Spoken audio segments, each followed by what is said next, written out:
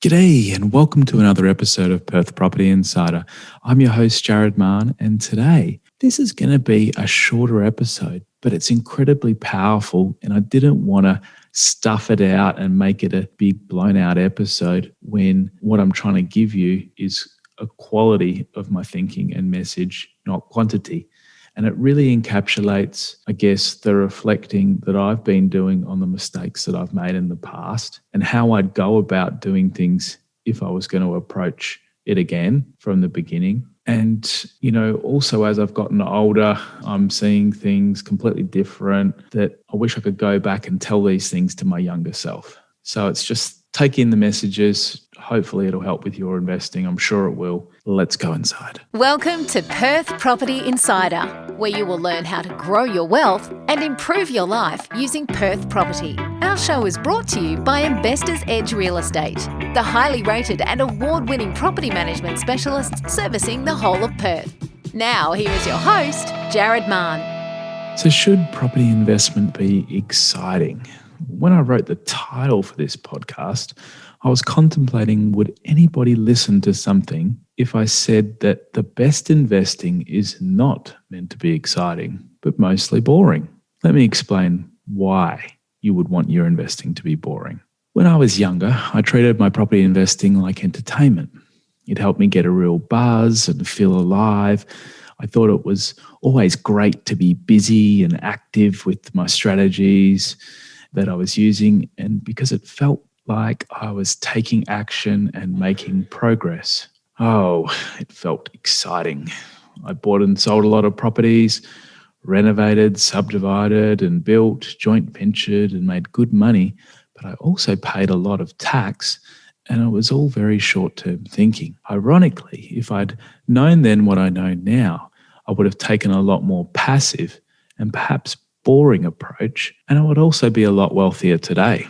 I used to also look at my investing as being a race, with happiness and wealth being the finish line that I just had to get to as quickly as possible. But what I didn't understand then is the power of compounding and how it can do all the heavy lifting for me if I just own the right, well-chosen property over the long term. I can then go the distance and instead of winning these small little races, win the marathon of life.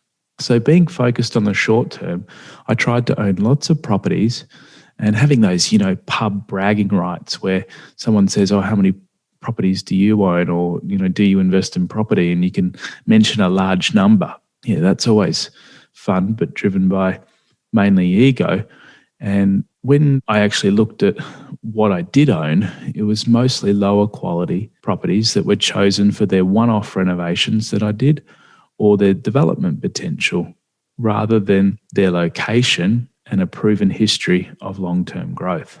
So inevitably, they ended up attracting low-quality tenants, and because I had property managers that were not up to scratch, it also made it a really difficult situation worse. Now, believe me, I tried to change managers many, many times. I interviewed. On the face of it, many seemed like they'd be better. But inevitably, I ended up experiencing long vacancy periods, damage to my property, and then tenants not paying rent and not being followed up on for it. It was also really stressful. And having to constantly follow up with my property managers, and I actually developed a term for it. It was called, I have to manage my manager. It almost felt like a full-time job. And I was starting to think, well, how can I actually own more properties if every one of them's going to add this much extra stress? So if I'd instead bought a better quality property in a better located area, the best area that I could afford, then found a great property manager, gone with quality over quantity, I would have had a much better chance of finding those quality tenants quicker, not having vacancy, and they would be more likely to pay their rent on time and treat my property with respect. So I wouldn't have all that stress and drama around my investing. And my property manager, I guess, would be taking those proactive steps to protect my asset and prevent the small issues becoming big ones. I wouldn't really be hearing from them, but when I checked in on my property every now and then and looked at it, it would be almost just as it was. And yes, it should be boring. Perhaps if I hadn't done all the wrong things and if I didn't have the bad experiences, I wouldn't have had the inspiration though to start Investor's Edge and focus on a high-level property management that's made by investors for investors. And now we're able to help others get it right.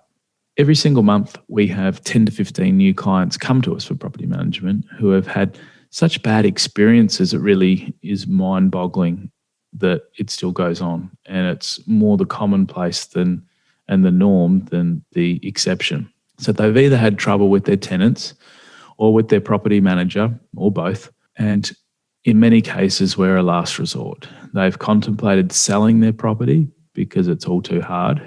And I also know from speaking to many investors that it's a big reason why a lot of investors only own 1 or 2 properties and not more, because they equate more properties with more stress instead of more wealth.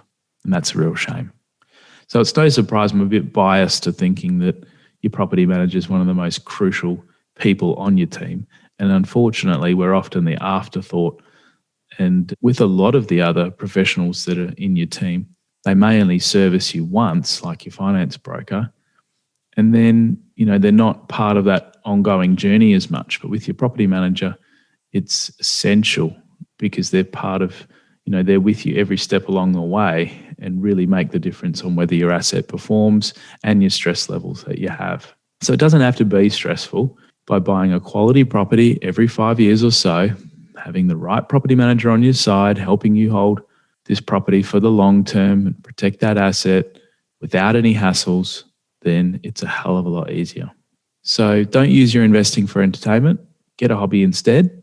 And the only excitement you should be getting is from seeing your property prices increase. And again, this doesn't have to be continuous because it's not going to be. Many investors that are coming in now that are first timers will only know upsides and think that it'll last forever.